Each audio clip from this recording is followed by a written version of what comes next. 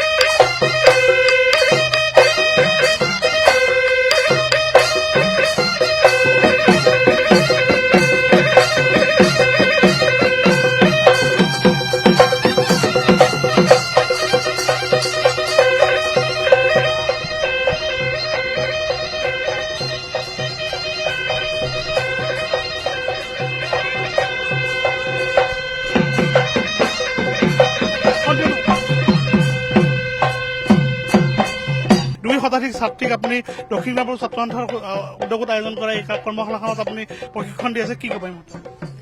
মই আজি এই মুহূৰ্তত মনত খুবেই আনন্দ লাগিছে যে প্ৰথমবাৰৰ কাৰণে মই নিজে কৰিছো, নিজৰ প্ৰচেষ্টাত মই কৰিছো, কিন্তু আজি মই দক্ষিণ কামৰূপ ছাত্ৰ সন্থাৰ লগত জড়িত হৈ তেখেতসকলে যিটো এটা নতুন পদক্ষেপ ললে যে আমাৰ দক্ষিণ কামৰূপৰ এই মৰম লগা নাচনীবিলাক ইমান ধুনীয়াকৈ ওলাই আহিবলৈ পাই মই নিজেই খুব আনন্দিত হৈছো। তেখেতসকলৰ মই যিমান পাৰো চেষ্টা কৰি আছো তেখেতসকলক শুদ্ধভাৱে মই নাচ শিকোৱাৰ কাৰণে। ময়ো শিকিবলগীয়া বহুত আছে, তথাপিও মোৰ শিকি অহা গুৰুৰ পৰা বা গুৰু নহয় জ্যেষ্ঠজনৰ পৰা যিখিনি শিকিছো সেইখিনিয়ে মই তেখেতসকলক দিব চেষ্টা কৰিছো।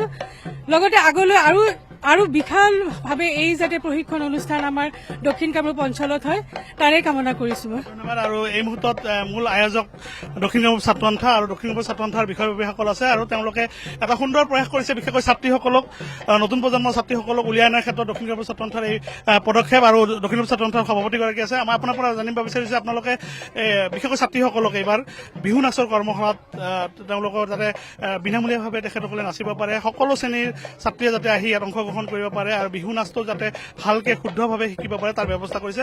কেনেদৰে আয়োজন কৰিছে?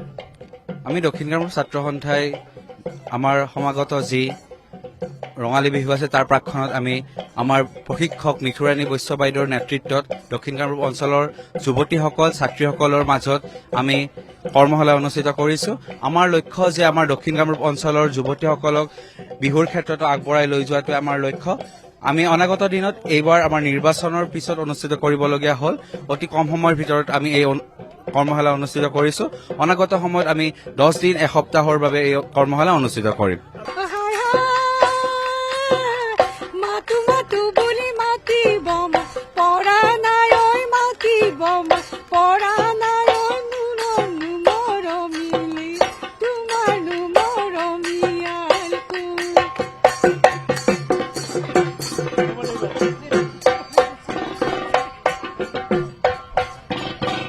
Thank you.